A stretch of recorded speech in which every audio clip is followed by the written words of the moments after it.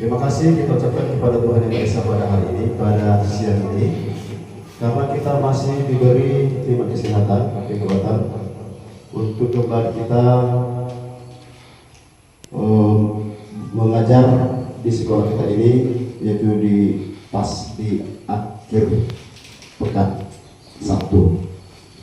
Di sini Bapak Ibu guru yang saya hormati, kita kembali di sini melaksanakan yaitu kelanjutan daripada topik waktu di bulan 9, karena di bulan 9 kemarin kita tidak tuntas untuk melaksanakan pembelajaran daripada topik di bulan 9. Untuk itu kelanjutannya pada hari ini kita topik itu penyebab diseminasi pemahaman dan pengalaman penerapan budaya Muslim.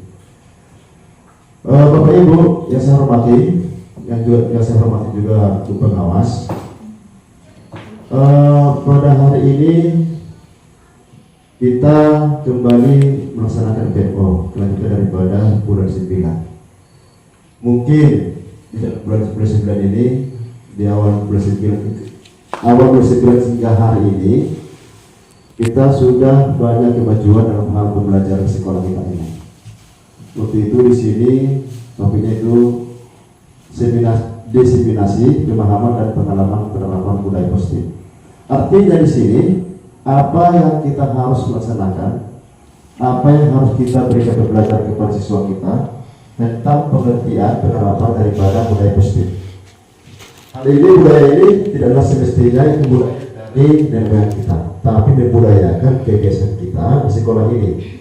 Budayanya yaitu budaya disiplin, budaya kebersihan, budaya tepat waktu di sekolah kita ini. Itu juga budaya. Budaya itu artinya kan kebiasaan baik di dalam kehidupan kita. Hal-hal baru yang positif di dalam kehidupan kita, itu budaya. Tidak kita ke sana budaya itu budaya yang kita dari buku sejarah itu dari nenek, tapi itu budayakan hal-hal yang positif di pengembangan pembelajaran di sekolah kita ini. Untuk itu Bapak Ibu, mari kita sama-sama tingkatkan untuk memperdayakan dan mengajari siswa kita supaya mereka kita ini lebih mencintai dan melaksanakan penerapan budaya positif di sekolah kita ini. Karena bagaimanapun kalau sudah positif tindakan kita, tentu positif hasilnya. Kita jangan negatif. Makanya kita harus mengajarkan kepada siswa kita supaya siswa kita ini dapat salah satunya budaya positif ini, supaya cara berbahasanya itu supaya lebih bagus. Baru dalam hal tata kerama, baru dalam hal penerapan kebersihan diri. Ini perlu Bapak Ibu, kebersihan diri. Karena kalau siswa itu bersih rapi, itu termasuk juga budaya, itu termasuk juga pengamalan daripada agama kita. Itu yang perlu kita terapkan. Jadi baik Bapak Ibu, tidaklah begitu panjang saya memberikan penyampaian pada hari materi kita ini, dan mungkin untuk kedepannya di musim berikutnya, marilah kita sama-sama Bapak Ibu guru supaya kita sama-sama berkinerja untuk membudayakan budaya positif di sekolah kita ini, terutama juga kita. Ya, bagaimana siswa kita dapat kita terapkan, mereka tidak melaksanakan budaya positif sementara gurunya tidak.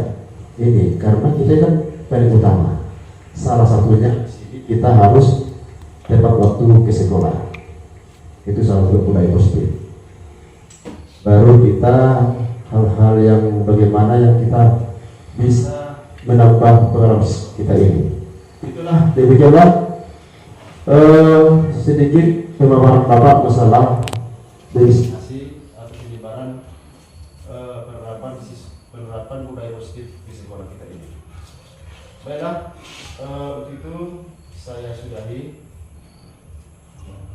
topik pembelajaran hari ini, dan kita teruskan selanjutnya pembelajaran daripada Bu Dewi Fikrianti untuk memaparkan Itu topik yang Ibu bawakan pada hari ini. Terima kasih. Saya serahkan kepada Ibu.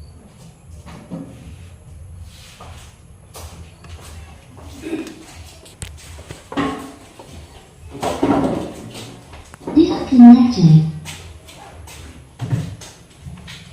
Oke, terima kasih kepada Bapak Kepala Sekolah yang sudah memberikan saya kesempatan untuk berdiri di sini.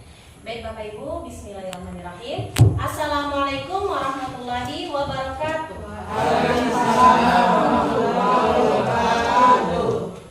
Selamat siang Bapak Ibu guru hebat, salam dan bahagia. Baik Bapak Ibu, alhamdulillahirrabbilalamin, wassalatu wassalamu ala asrofil anbiya'i wal mursalin wa ala alihi wa sahbihi ajma'in. Amma ba'd. Yang saya hormati Bapak Kepala SD 105370 Petuaran Hilir. Yang saya hormati Ibu Pengawas SD 105370 Petuaran Hilir. Yang saya hormati Bapak Ibu guru dan staf pegawai SD 105370 Petuaran Hilir. Apa kabarnya Bapak Ibu semuanya? Sehat. Sehat. Alhamdulillah, kita harus sehat biar bisa mengajar dengan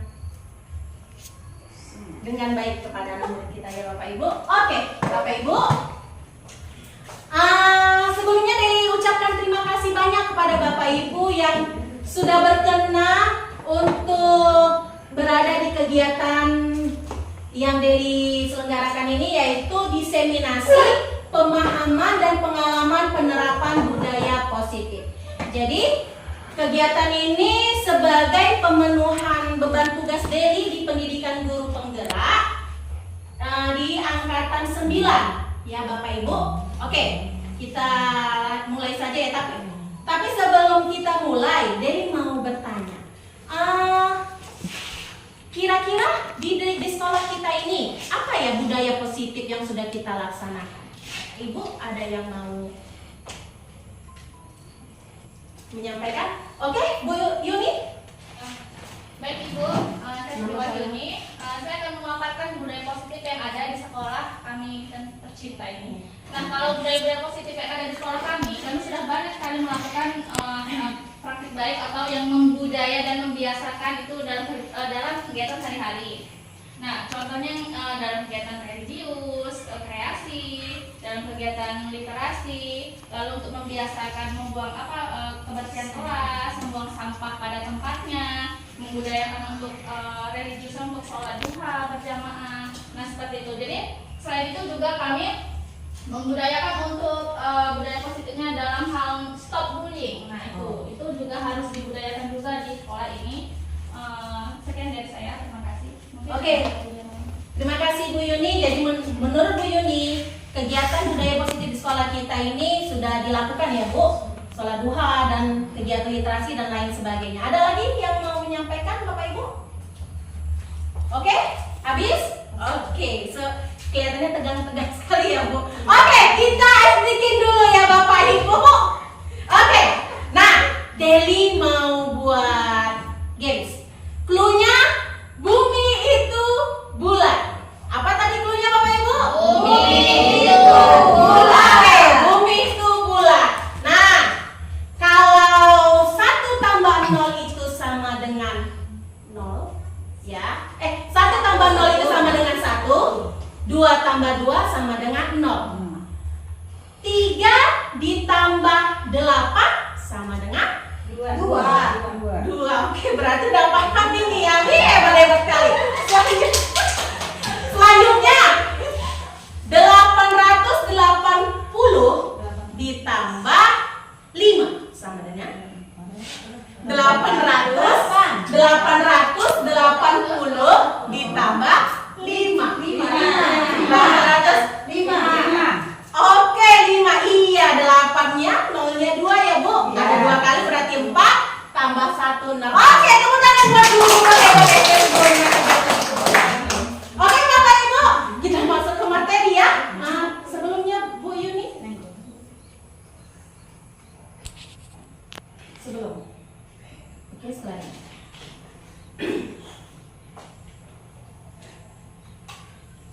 Oke, nah di sini saya akan menyampaikan positif ya Bapak Ibu. Yang pertama itu ada perubahan paradigma belajar, lalu disiplin positif, kemudian nilai-nilai kebajikan, kebutuhan dasar manusia, motivasi perilaku manusia, posisi kontrol guru, keyakinan kelas, dan segitiga restitusi. Nah, konsep inti budaya positif ini akan Deli paparkan selanjutnya. Next, Bu Yuni.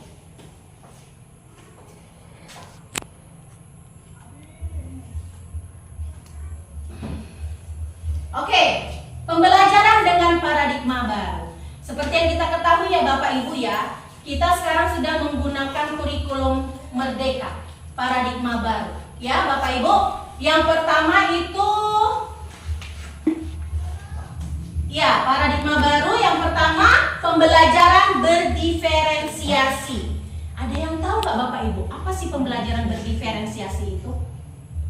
Ada yang tahu Bapak Ibu? Iya, pembelajaran yang berpihak pada murid ya Bapak Ibu. Selanjutnya kita di dalam pembelajaran paradigma baru ini dituntut untuk mewujudkan profil pelajar Pancasila. Nah, selanjutnya ada miskonsepsi tentang teori kontrol.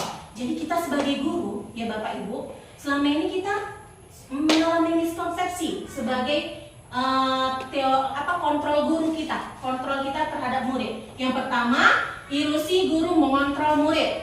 Ada ilusi bahwa semua penguatan positif efektif dan bermanfaat. Jadi menurut kita penguatan yang kita berikan itu efektif dan bermanfaat kepada murid kita. Selanjutnya ada ilusi bahwa kritik dan membuat rasa bersalah mampu menguatkan karakter. Lalu ada ilusi bahwa orang dewasa berhak memaksa. Nah, selanjutnya kita ke mengubah paradigma stimulus respon ke pendekatan teori kontrol. Jadi Bapak Ibu, dari stimulus respon yang selama ini kita lakukan kepada murid, kita ubah kepada teori kontrol. Selama ini stimulus responnya berupa realitas atau kebutuhan kita sama. Jadi kita menganggap kebutuhan murid kita itu sama, ya Bapak Ibu. Tapi menurut teori kontrol, realitas atau kebutuhan kita itu berbeda. Jadi kebutuhan murid kita itu berbeda, tidak sama. Ada selanjutnya semua orang melihat hal yang sama. Sedangkan menurut teori kontrol, setiap orang memiliki gambaran yang berbeda. Lalu kita mencoba mengubah agar orang berpandangan sama dengan kita. Jadi kita memaksakan kehendak kita agar orang itu berpandangan sama dengan kita.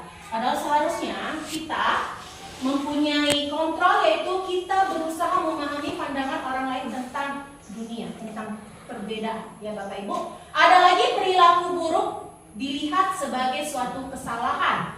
Ya Bapak Ibu, kita selama ini sebagai guru menganggap murid kita melakukan kesalahan itu, melakukan sesuatu yang buruk itu sebuah kesalahan. Berdasarkan teori kontrol, semua perilaku memiliki tujuan. Oke, next Bu Yuni.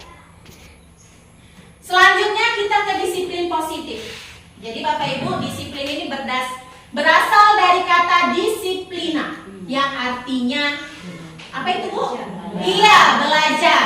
Jadi disiplin diri ini memiliki, kita ini sebagai guru harus menanamkan disiplin diri kepada murid-murid kita agar memiliki rasa tanggung jawab terhadap apa yang dilakukannya berdasarkan nilai-nilai yang diyakini.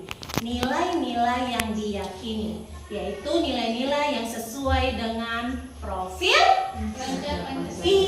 profil pelajar Pancasila. Profil pelajar Pancasila itu apa saja ya? Ini kita udah kurikulum merdeka ya Bapak Ibu. Coba Bapak Ibu, siapa yang bisa menyebutkan 6 dimensi profil pelajar Pancasila? Beriman dan bertakwa. Iya Bu Darse, beriman dan bertakwa. Ada lagi? 5 lagi. Berakhlak mulia, berkebenekaan global, gotong royong, mandiri, kreatif dan Yuk kita nyanyikan dulu ya Bu. 1, 2, 3, ya. Belajar Pancasila, beriman dan bertakwa pada Tuhan Yang Esa dan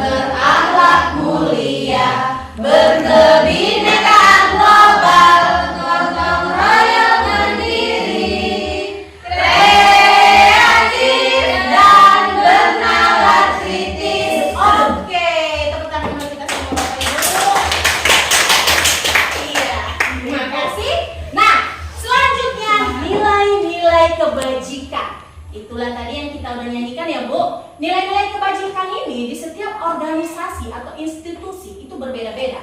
Kalau kita sekarang saat ini di sekolah harus menerapkan nilai-nilai profil pelajar Pancasila yang tadi sudah kita nyanyikan. Ada menurut institusi Ibo Primary Years Program. Nilai-nilainya itu toleransi, rasa hormat, integritas, mandiri, menghargai, antusias, empati, keingintahuan, kreativitas, kerjasama, percaya diri, dan komitmen. Ada lagi keterampilan hidup atau life skill, ya, life skill yang kita harapkan tumbuh pada anak-anak itu dapat dipercaya, lurus hati, ya Bu. Jadi berakhlak mulia itu sama juga dengan lurus hati ya Bu, betul ya? Oke, jadi pendengar yang aktif, tidak merendahkan orang lain dan memberikan yang terbaik dari diri. Oke Bapak Ibu, kita lanjutkan. Jadi kalau sekolah saat ini harus anak-anak itu memiliki nilai-nilai profil pelajar Pancasila. Kita ke kebutuhan dasar manusia Bapak Ibu. Nah, kebutuhan dasar manusia itu merupakan segala sesuatu yang kita lakukan untuk mendapatkan apa yang kita inginkan. Ya, jadi seluruh tindakan yang kita lakukan memiliki tujuan tertentu. Semua usaha baik yang kita lakukan adalah dalam rangka agar kebutuhan dasar kita terpenuhi dengan baik. Tunggu ya Bu Yuni. Bapak Ibu, kira-kira kebutuhan dasar manusia itu apa saja? Yang kebutuhan dasar manusia ya? Ada Bapak Ibu? Untuk makan. Iya, kita butuh makan. Iya, butuh makan. Ada lagi Bapak Ibu? Tempat tinggal. Pakaian. Ada lagi? Pas. Benar. Kita butuh udara ya Bu. Iya.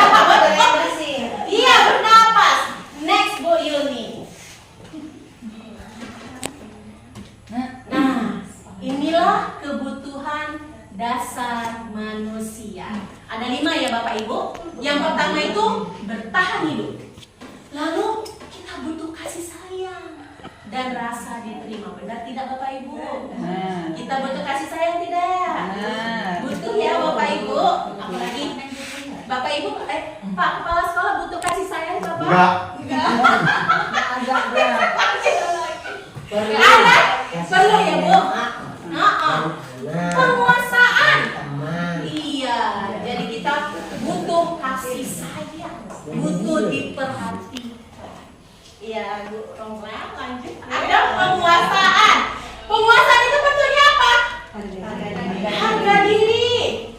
Keinginan untuk dianggap memimpin, berprestasi. Ya Bapak Ibu, ada kebebasan. Freedom katanya. Freedom itu berarti mandiri, memiliki pilihan, mencoba hal baru, mampu mengendalikan arah dirinya. Jadi kebebasan itu termasuk kebutuhan dasar kita. Ya Bapak Ibu, kita butuh bebas. Betul kan Bapak Ibu? Kesenangan, fun. Ya, kita butuh bermain, anak-anak. Ya, anak-anak itu butuh bermain. Tunggu Bu Yuni. Anak-anak itu butuh bermain ya Bapak Ibu. Jadi kayak tadi yang kita sebutkan itu makan, kita butuh makan, butuh minum, butuh udara, butuh tempat tinggal. Itu termasuk kemana coba? Iya, bertahan hidup, survive ya Bu. Kita butuh bertahan hidup. Jadi bertahan hidup itu termasuk kebutuhan dasar manusia yang fisik. Ya, fisik ya Bapak Ibu. Oke, next Bu Yuni. Tadi apa saja Bu kebutuhan dasar manusia? Oke, bertahan hidup. Kasih sayang. Bebas. Penguasaan dan kesenangan. Kita butuh 5 itu ya. Fun. Oke, next. Motivasi perilaku manusia. Ya, jadi motivasi perilaku manusia itu ada 2 macam Bapak Ibu.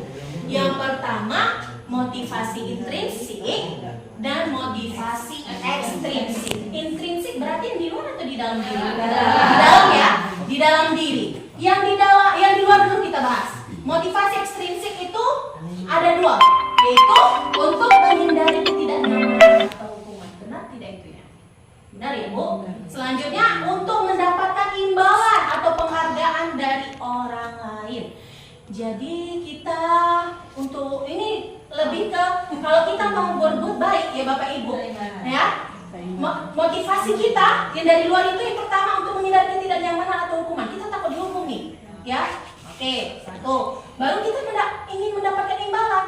Saya cepat datang lah ini biar dapat reward dari kepala sekolah, ya kan? Sama aja kan kita ya Bapak Ibu ya, dapat reward siapa yang disiplin. Betul ya Bapak Ibu ya? Next. Oh, yang kedua ada motivasi intrinsik. Motivasi intrinsik untuk menjadi orang yang mereka inginkan dan menghargai diri sendiri dengan nilai-nilai yang mereka percaya. Jadi inilah yang mau kita tumbuhkan sama anak-anak. Anak-anak itu melakukan perbuatan yang disiplin itu bukan karena imbalan, bukan karena takut hukuman, tapi anak-anak itu sudah sadar diri sendiri bahwa dia harus bersikap disiplin. Oke, next, Bu Yuni. Nah, ini. Jadi di dalam yang mempengaruhi motivasi seorang manusia itu ada hukuman, konsekuensi, dan restitusi. Hukuman itu ciri-cirinya yang pertama tidak terencana, tiba-tiba. Ini paham ya Bapak Ibu ya? Anak-anak terlambat, tiba-tiba kita ngasih hukuman, lari keliling lapangan, itu misalnya, ya, kutip sembah. Nah, kan tiba-tiba dia hukuman itu tiba-tiba. Lalu murid tidak tahu apa yang akan terjadi atau tidak dilibatkan. Dia nggak tahu. Datang terlambat, nggak tahu dia apa yang mau dikasih hukumannya sama guru. Tiba-tiba langsung, nah itu dia. Lanjut, bersifat satu arah, lalu berupa hukuman fisik. Jadi kalau yang dikatakan hukuman itu lebih ke fisik, anak-anak itu lebih ke fisik, menyakiti fisiknya, itulah dalam artian. Kalau konsekuensi itu sudah disepakati sebelumnya. Misal,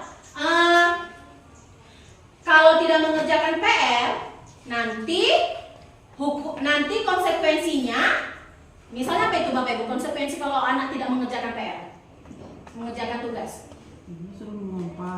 Suruh pompa. Itu fisik, ya. Misalnya menulis, saya tidak mengerjakan PR sampai 20 halaman, gitu biasa kita lakukan. Terus murid tetap dibuat tidak nyaman. Konsekuensinya anak masih tidak nyaman. Lalu sikap guru selalu memonitor murid. Kita memantau anak. Belum siap kan yang tadi dituliskan anak Ibu? Tadi kamu nggak mengerjakan PR, itu misalnya, ya Bu. Lanjut ada restitusi. Restitusi ini sebuah proses menciptakan kondisi bagi murid untuk memperbaiki kesalahan. Selama ini kita hanya menjudge anak-anak ya Bapak, betul nggak? Betul nggak Bapak Ibu? Ya, betul ya. Kalau salah hukum, kalau salah konsekuensinya apa? Tapi kita nggak berusaha untuk memperbaiki kesalahan anak itu, biar anak itu tidak mengulang kesalahannya kembali. Inilah kita mau memperdalam restitusi ini, ya Bapak Ibu. Lalu restitusi itu proses kolaboratif yang mengajarkan murid untuk mencari solusi sendiri. Jadi anak-anak itu sejak dini sudah diajarkan bagaimana cara mendapatkan atau menemukan solusi dari apa yang sudah dia buat, yang sudah dia perilaku yang tidak baik itu dia cari solusi sendiri. Inilah ini sulit ya Bapak Ibu pasti ya, bayangan kita pasti sulit, tapi inilah yang sebaiknya kita lakukan sebagai guru. Next, Bu Yuni. Oh, ada game. Ya Bapak Ibu, ada game. Slide pertama Bu Yun.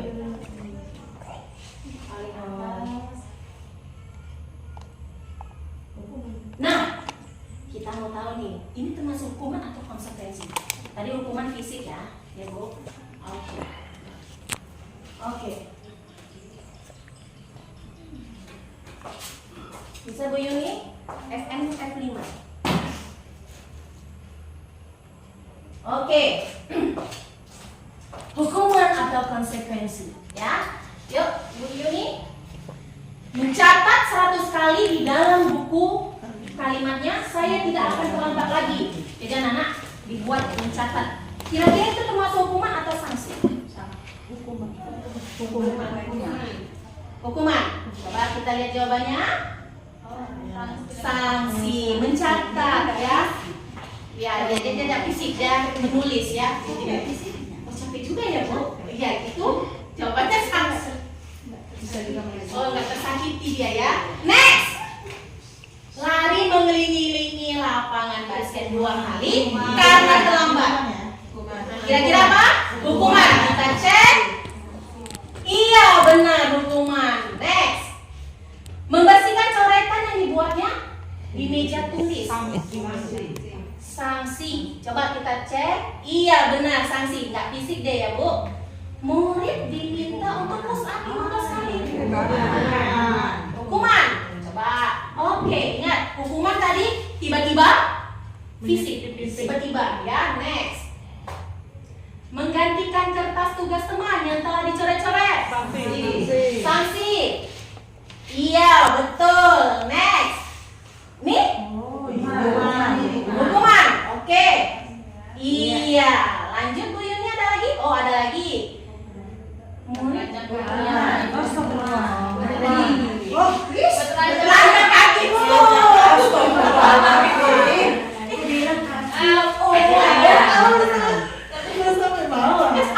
Bertelanjang kaki. Hukuman ya. Kesakiti. Kena basuh kakinya sakit. Berdiri di depan kelas sambil mengangkat kaki. Hukuman. Lanjut.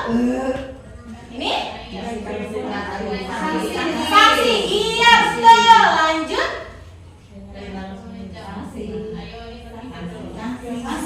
Sanksi. Coba kita begini. Iya, sanksi. Sanksi ini berarti ini. Lanjut. Sanksi? Oke. Iya, sanksi. Ada lagi Bu Yuni? Nah, ini. Sanksi. Coba. Iya, betul. Nah, ini.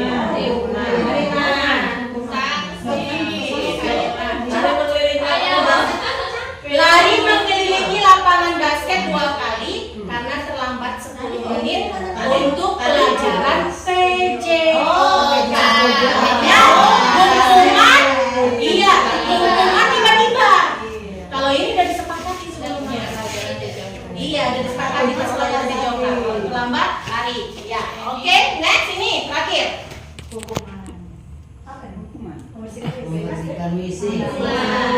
Oke, habis Bu. Oke, ya berarti udah mulai paham ya Bu antara hukuman dan konsekuensi. Next Bu Yuni. Nah, kita masuk ke 5 posisi kontrol guru. Ya Bapak Ibu, kita sebagai guru memiliki posisi kontrol. Di manakah kira-kira Bapak Ibu ya? Yang pertama ada sebagai penghukum. Ya. Yang kedua, pembuat merasa bersalah. Lalu yang ketiga teman, keempat memantau, lalu kelima manajer. Ini mau ada videonya Deli ya Bapak? Coba itu kan videonya. Nah, jadi posisi kontrol itu ada 5 ya Bu. Penghukum, pembuat merasa bersalah, teman, pemantau, dan manajer. Ya. Ini biar lebih kita memahami bersama, kita tonton videonya. Ya Bapak Ibu udah connected Bu Yuni? Oke. Namanya guru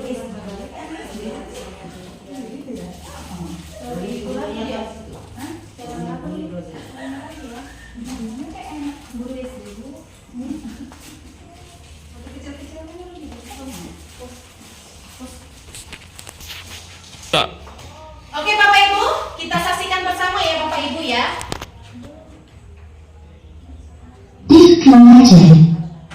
Ulangannya dong. Posisi kontrol ya Bapak Ibu. Kita saksikan videonya. Kita pahami bersama. Nah, ini penerapannya. Contoh penerapannya. Yang pertama posisi penghukum.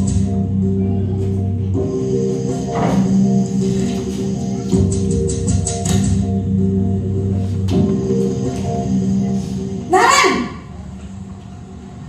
sini kamu. Selamat pagi Bu. Selalu terlambat. Kamu deh, pasti terlambat. Maaf Bu, saya Apa? Apa coba? Alasan kamu apa lagi? Kapan sih kamu tidak terlambat? Malas sekali ya kamu jadi anak. saya Dasar pemalas. Gak kapok-kapok sih kamu. Sudah berapa kali terlambat? Sana, kamu keliling lapangan basket 2 kali. kenapa saya harus keliling lapangan basket Bu? Kenapa?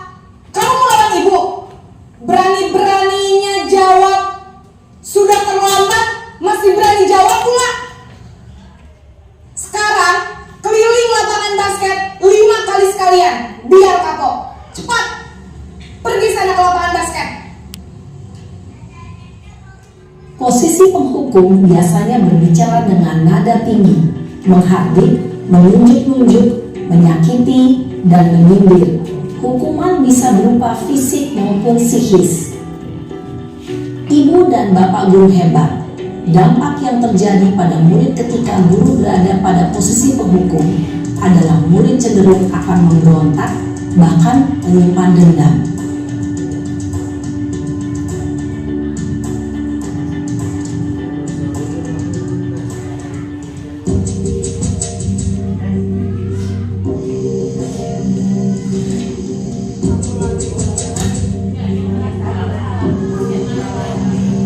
Naren!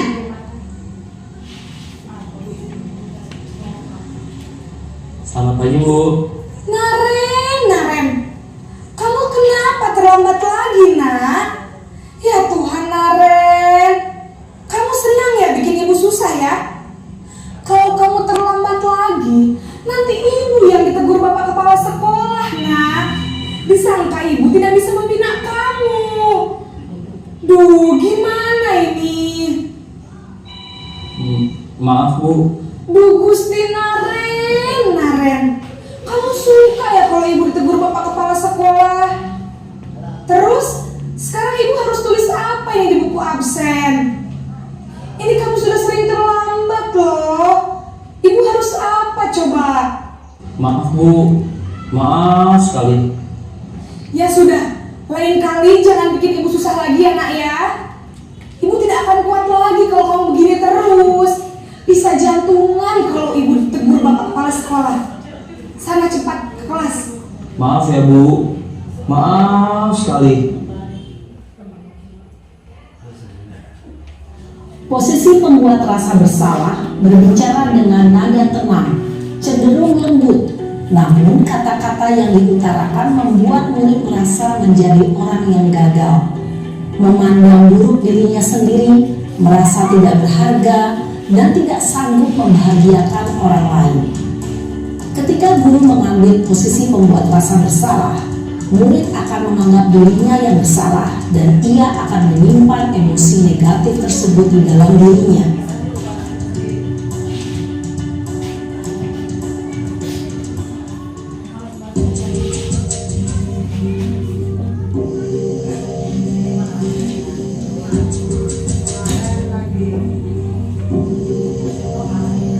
Naren!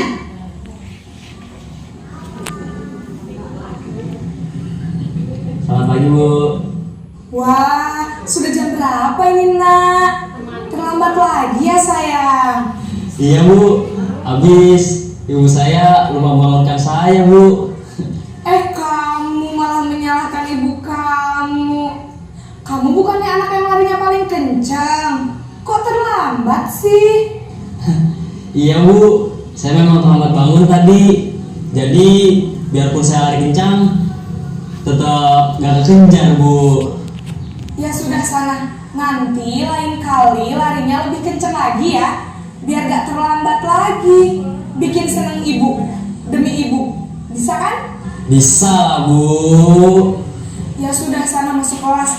Ibu beresin urusan absen kamu. Kamu ini ada-ada saja.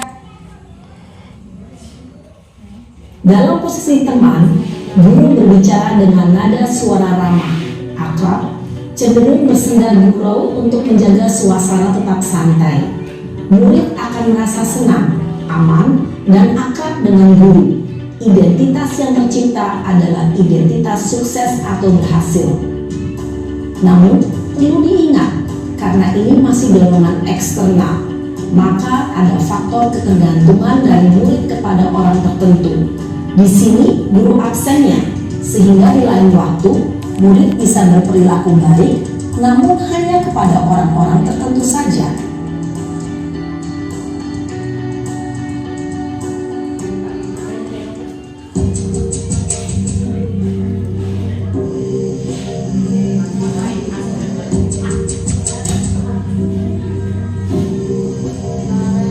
Naren,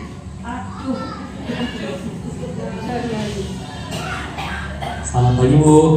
Naren, apa peraturan sekolah kita tentang jam berapa kita harus masuk sekolah, nak? Kita harus di sekolah jam 7 Bu. Iya betul, sekarang sudah jam 7.20. Naren sudah tahu konsekuensinya jika terlambat hadir. Paham Bu, saya harus tinggal kelas pas jam istirahat selama 20 menit. Iya benar, konsekuensinya demikian. Jadi nanti jam 9.30 pas istirahat, kamu harus tinggal di kelas, kerjakan tugas tambahan untuk ketertinggalan kamu, ya? Baik Bu. Posisi pemantau mengandalkan penghitungan atau data untuk mengontrol murid. Guru mengarahkan murid berdasarkan peraturan dan konsekuensi. Seorang pemantau menunjukkan bahasa tubuh dan ekspresi wajah yang datar dan cenderung formal.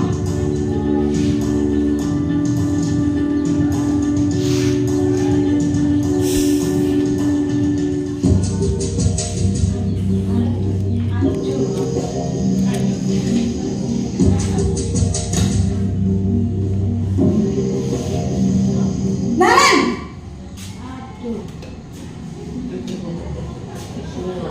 Selamat pagi Bu. Selamat pagi Naren. Maaf Bu, saya terlambat. Iya, sekolah masuknya jam 7, sekarang sudah jam 7.20.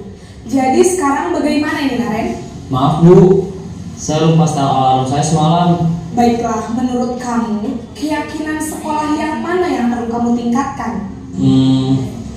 Menghargai diri sendiri dan orang lain mungkin ya Bu. Setuju. Jadi, apakah Naren meyakini prinsip saling menghormati tersebut? Iya Bu, saya meyakininya. Apakah Naren bersedia memperbaiki masalah keterlambatan ini? Bersedia Bu. Bagaimana kamu akan perbaiki masalah keterlambatan ini? Saya akan coba untuk tidak lupa menyetel alarm saya Bu. Baik, kalau Naren lupa menyetel alarm di rumah, ada orang yang kira-kira bisa bantu mengingatkan tidak? Ada Bu, kakak saya, Kak Emma. Ada lagi selain Kak Emma? Selain Kak Emma, ada ibu saya. Baik, jadi yang mengingatkan Naren adalah Kak Emma dan ibu kamu ya? Kira-kira akan mulai start alarm kapan nih Naren? Setelah pulang sekolah, akan segera saya lakukan. Baik, jadi Naren akan setel alarm untuk bangun besok pagi dan akan diingatkan oleh kakak dan ibunda Naren ya. Ada lagi yang mungkin perlu dilakukan Naren agar tidak terlambat bangun lagi? Tidak ada Bu. Baik Naren, terima kasih untuk kerjasama kamu. Sekarang kamu perlu kembali ke kelas untuk belajar. Baik Bu, terima kasih. Posisi manajer adalah posisi kontrol yang disarankan untuk membimbing murid memiliki sikap disiplin yang positif, yaitu murid yang mandiri, bertanggung jawab, dan dapat memecahkan masalah. Tujuan dari posisi ini adalah agar murid dapat berefleksi atas tindakannya. Guru akan dengan tulus memberikan pertanyaan-pertanyaan bermakna, sehingga membuat murid dapat belajar dari kesalahannya dan mencari sebuah solusi untuk menyelesaikannya. Ibu dan bapak guru hebat, setelah mengamati adegan kelima posisi kontrol tadi, kira-kira posisi mana yang paling ideal? Posisi mana yang dapat menunjang motivasi intrinsik murid? Ya, tentu posisi manajer. Posisi ini memang posisi ideal yang ingin dituju setiap pendidik. Pada posisi inilah, guru dapat menerapkan disiplin positif yang berpihak pada murid, yang memerdekakan murid. Perjalanan seorang pendidik tentunya tidak mudah untuk sampai pada posisi seorang manajer. Namun, tujuan kita pasti, yaitu menciptakan murid-murid yang mandiri, merdeka, dan bertanggung jawab.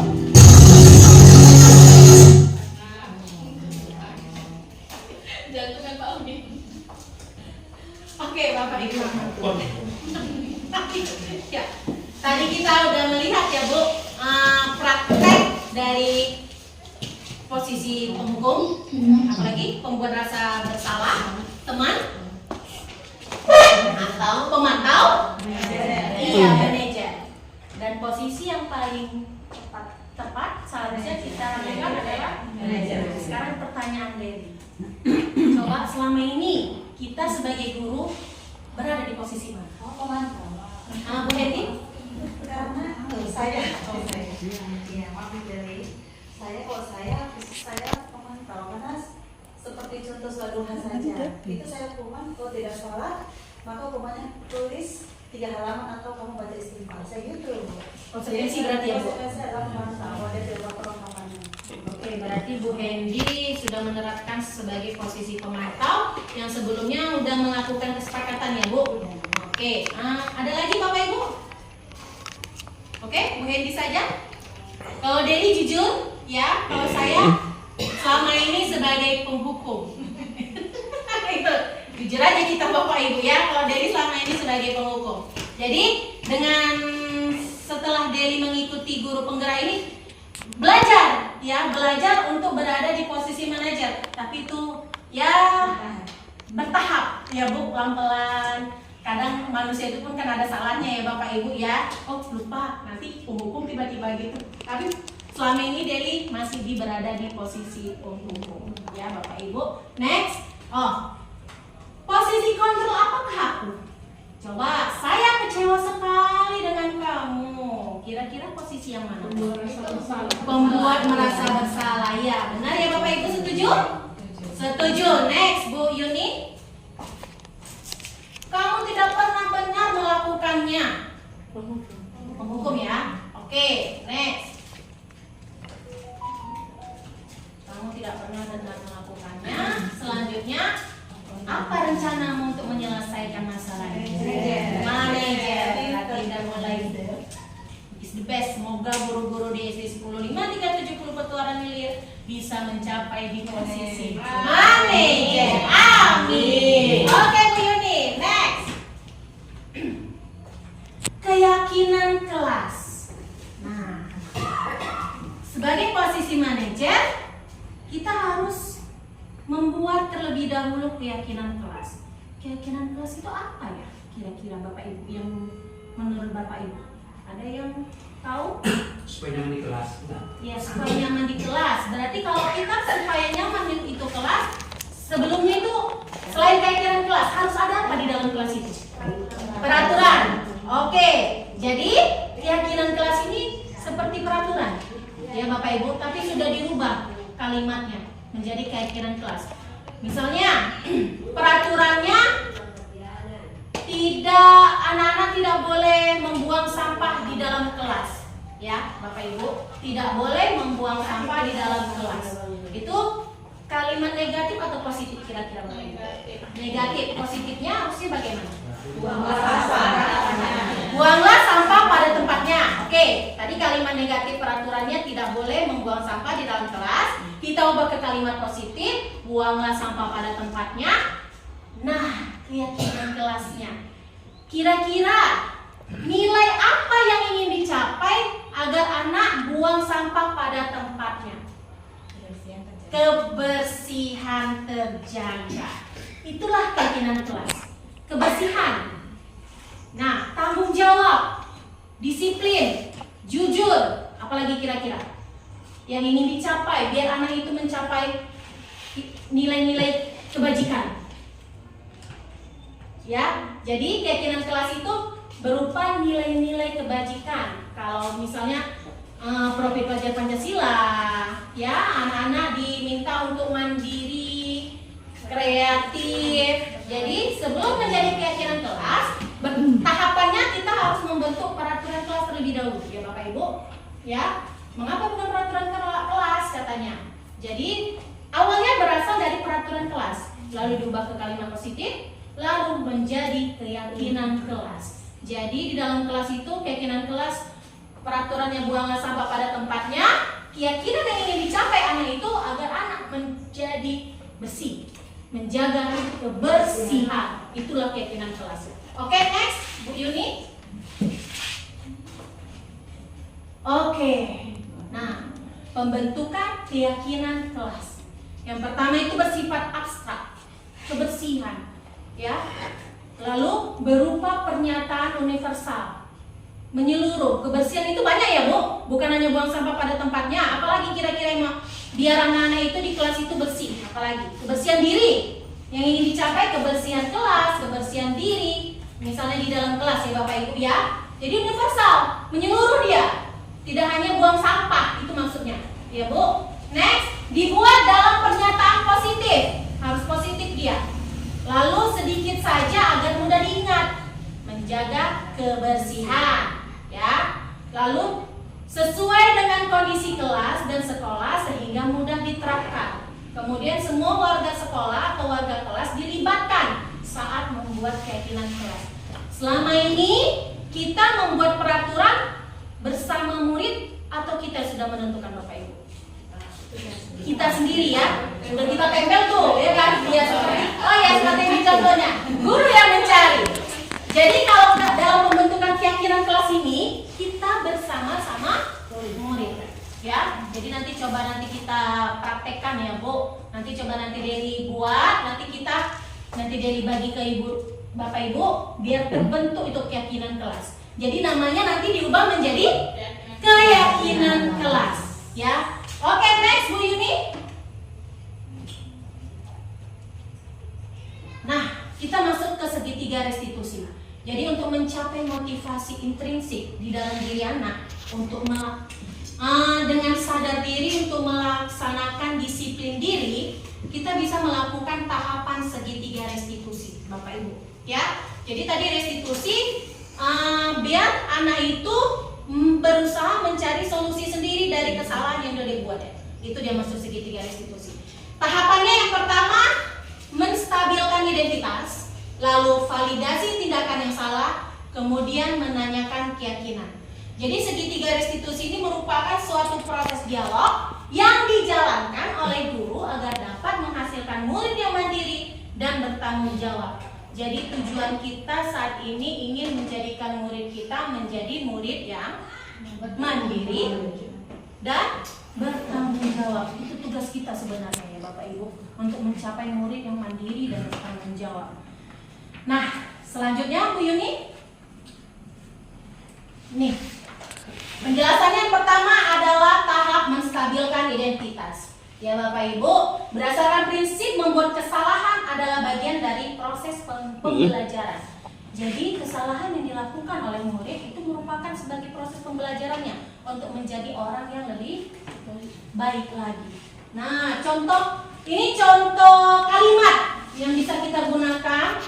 Sebenarnya ini kadang bisa kita udah pernah juga kita kerjakan ya, tapi tanpa sadar. Tuh, tanpa kita sadari. Berbuat salah itu wajar nak. Misalnya, tidak ada manusia yang sempurna. Ini terlalu itu kali sebenarnya. Tapi inilah ya, inilah kita dituntut menjadi guru yang lembut. Ya, tidak ada. Kalau penghukum tadi menghardik-hardik, menunjuk-nunjuk, ya, Bapak kepala sekolah ya. Iya. Bapak Ibu juga pernah melakukan itu. Ibu Bapak tidak mau mencari siapa yang salah, tapi Ibu Bapak ingin mencari solusi dari permasalahan ini. Jadi kita menstimulus anak, merangsang anak atau mengajak anak untuk mencari solusi dari kesalahan yang dibuatnya. Next Bu Yuni. Selanjutnya ada validasi tindakan yang salah. Berdasarkan prinsip setiap perilaku berupaya memenuhi suatu kebutuhan tertentu. Anak-anak melakukan kesalahan pasti ada kebutuhannya yang tidak terpenuhi. Itu menurut segitiga restitusi. Contoh kalimat yang bisa kita gunakan ya Bapak Ibu ya. Kamu pasti punya alasan mengapa melakukan hal itu. kita tanya alasan anak-anak itu kenapa seperti itu. Kayak tadi contoh si Naren, ibu gurunya menanyakan mengapa terlambat, gitu ya Bu. Kalau kita selama ini kan langsung hukum, ya kan Bu? Nah betul? Maksud saya, ya. Nah, lalu padahal kamu bisa melakukan yang lebih buruk dari ini loh. Anak-anak malah disuruh melakukan lebih buruk. Biar terpancing itu dia, maksudnya biar terpancing dia bercerita apa yang menyebabkan dia melakukan kesalahan itu, ya. Lalu kamu patut bangga karena telah melindungi sesuatu yang penting buatmu. Oke, next, kamu melakukannya karena mempertahankan sesuatu yang penting bagimu. Jadi anak-anak itu pasti punya alasan tersendiri, ya Bapak Ibu. Jadi cobalah kita belajar untuk menanyakan alasan anak-anak itu melakukan kesalahan itu, untuk membimbing anak mencari solusi dari tindakan dia tersebut. Kemudian Anda menanyakan keyakinan. Berdasarkan prinsip teori kontrol bahwa pada dasarnya kita termotivasi secara intrinsik. Jadi anak-anak itu diminta untuk menyadari akan keyakinan yang sudah dibuat bersama guru sebelumnya, ya. Jadi anak-anak itu ditanya apa keyakinan kelas kita. Kita ingatkan kembali. Sebelumnya kita udah membuat keyakinan bersama ya Bapak Ibu ya. Lalu kita kalau anak itu melanggar keyakinan itu, kita tanya apa keyakinan kelas kita. Nilai-nilai apa yang telah disepakati bersama. Kemudian, seperti apa gambaran sebuah kelas yang ideal menurut kamu? Ya, misalnya anak-anak ribut nih di kelas, kita tanya, "Oh nak, menurutmu bagaimana nih yang bagusnya kelas kita? Ya, ribut atau tenang?" Tenang nih, misalnya kita masih tahu tuh yang mana yang baik, yang mana buruk itu ya Bu. Oke, next. Ini selanjutnya, oke, ini contoh video ya Bapak Ibu ya. Ini juga Dewi masih belajar ya. Pause dulu.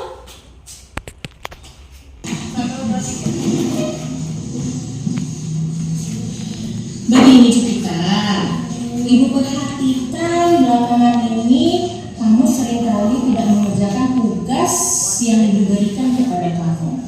Tapi itu tidak menyalahkan Jupiter. Ibu mau kita sama-sama mencari solusinya. Ya Bu, sebelumnya saya minta maaf ya Bu. Ya, tidak apa-apa nak. Jupiter coba ceritakan dulu. Ada masalah apa sampai Jupiter terus-menerus tidak mengerjakan tugas dari Ibu? Ya Bu, saya belum bisa membagi waktu untuk belajar di rumah Bu. Setelah sekolah, saya membantu ibu saya menjaga kerja di rumah Bu. Sampai sampai sore. Makanya saya sudah lelah dan malas untuk mengerjakan tugas Bu. Maafkan saya ya Bu. Begitu ceritanya. Kamu tahu tidak apa dampaknya jika kamu tidak mengerjakan tugas dari Ibu? Ya Bu, saya tahu selain saya tidak mendapat nilai seperti teman yang lain, saya menjadi tertinggal pelajaran Bu, dan saya tidak akan paham pelajaran Bu. Nah, itulah konsekuensinya yang akan kamu dapatkan jika terus-menerus tidak mengerjakan tugas. Ya kan? Menurutmu siapa yang rugi atas sikapmu ini? Saya sendiri Bu. Betul sekali. Kamu sendirilah yang akan menerima dampaknya. Oke, sekarang kamu sudah tahu kesalahanmu. Lalu apa yang akan kamu lakukan sekarang? Saya tidak akan mengulangi lagi Bu, saya akan mengerjakan tugas sendiri. Caranya bagaimana agar hal ini tidak terulang lagi? Saya akan membantu orang tua saya menjaga kerja sambil mengerjakan tugas dan tidak melakukan lagi. Oh, gitu. Begini ya. Ibu Dewi tidak melarang Jupiter kok main HP. Tapi Jupiter harus tahu dalam membagi waktu apa yang harus dikerjakan terlebih dahulu, ya kan? Jupiter harus menyelesaikan kewajiban Jupiter dalam menyelesaikan tugas. Setelah itu baru boleh main HP. Tapi ingat, Jupiter main HP-nya tidak boleh lama-lama ya nak. Baik Bu, dari sekali lagi saya minta maaf dan insya Allah saya akan menjadi lebih baik lagi. Amin. Terima kasih ya Jupiter, kamu sudah mau mengakui kesalahanmu. Semoga hal ini tidak terulang lagi ya. Sekarang kamu boleh pulang dan merenungkan apa yang sudah kita bicarakan hari ini ya nak.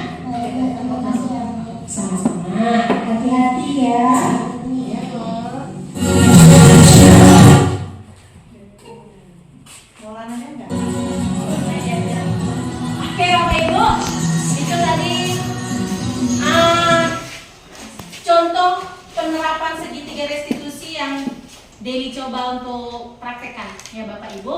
Oke, terima kasih Bapak Ibu. Demikianlah paparan materi dari Deli mengenai pemahaman dan penerapan pengalaman di budaya positif yang Deli sampaikan tadi. Oke, selanjutnya Deli mau membuka sesi tanya jawab ya. Ada yang mau? Deli minta 3 orang, kita batasi 3 orang ya Bapak Ibu ya. 3 orang ya. Ada yang mau bertanya Bapak Ibu? Banyak ya. Banyak sekali yang nanya ya. Siapa dulu nih ya? Bu Ida dulu boleh ya. Boleh Bu Ida dulu ya, supaya ditulis ya. Oke Bu Ida.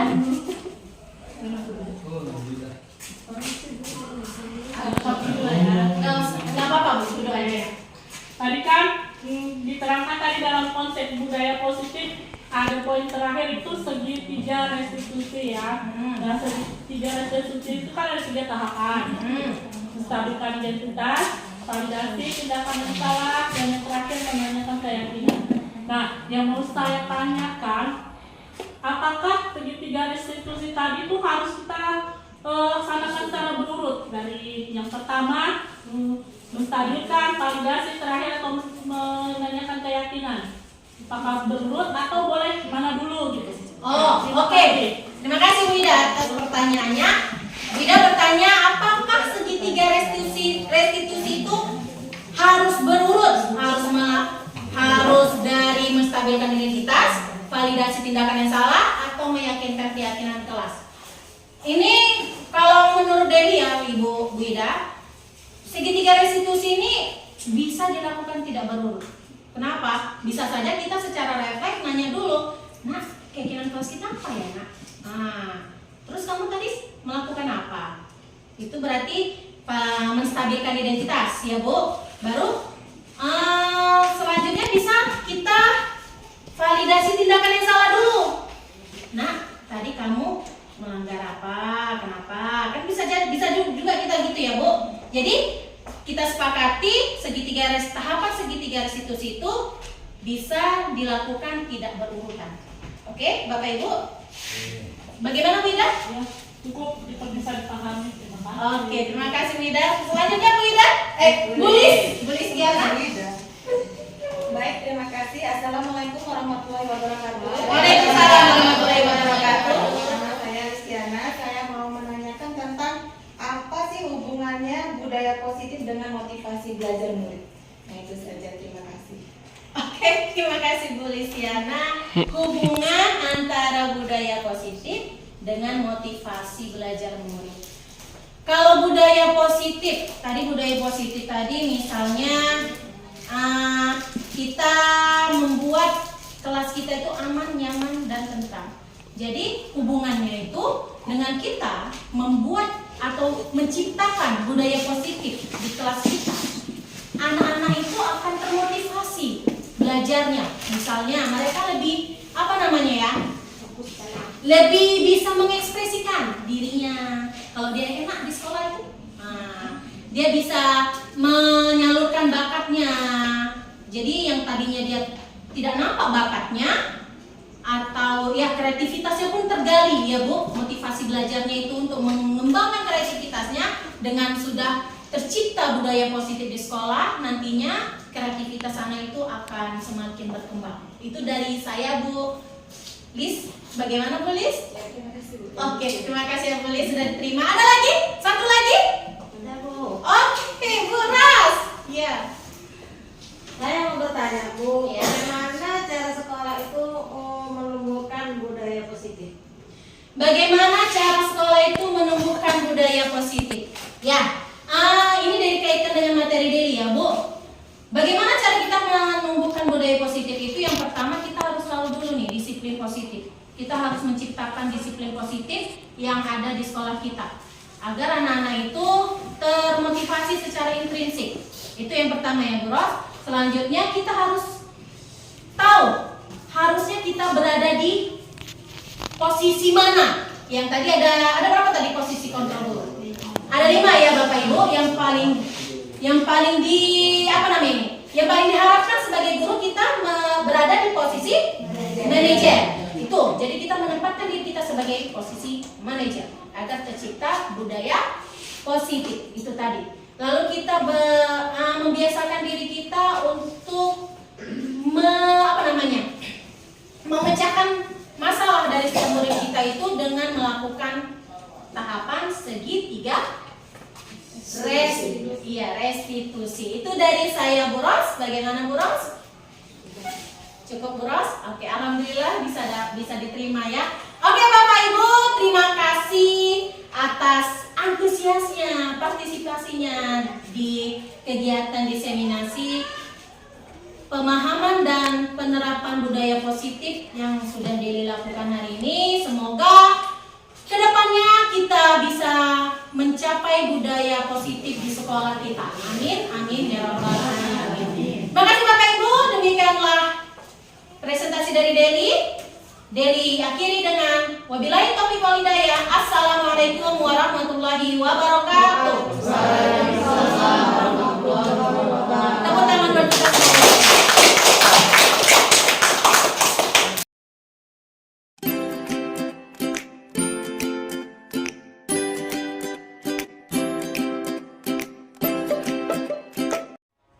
Assalamualaikum warahmatullahi wabarakatuh.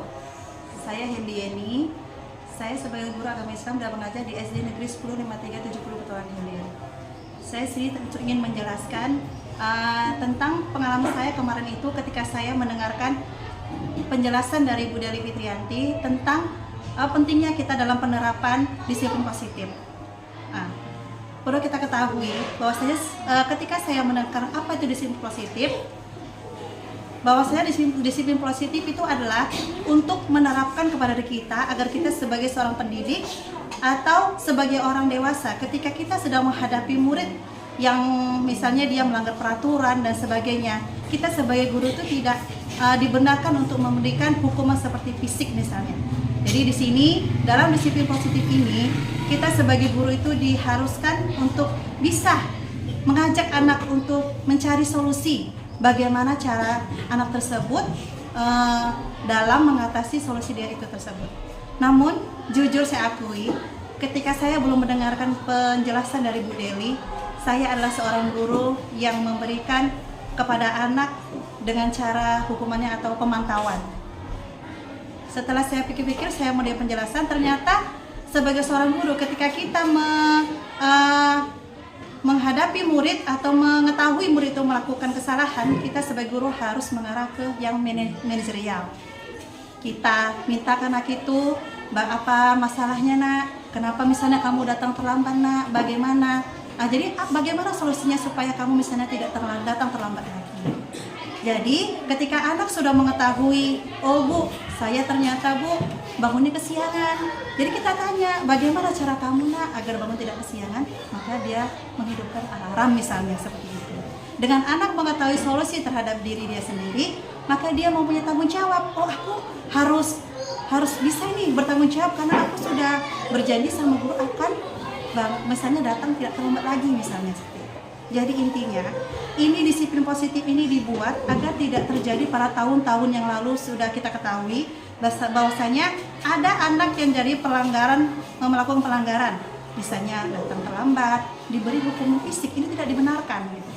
Hukuman fisik itu dikhawatirkan bisa mengganggu mental si anak menjadi tidak percaya diri, anak menjadi cedera, dan itu kita tidak mau terjadi pada anak didik kita.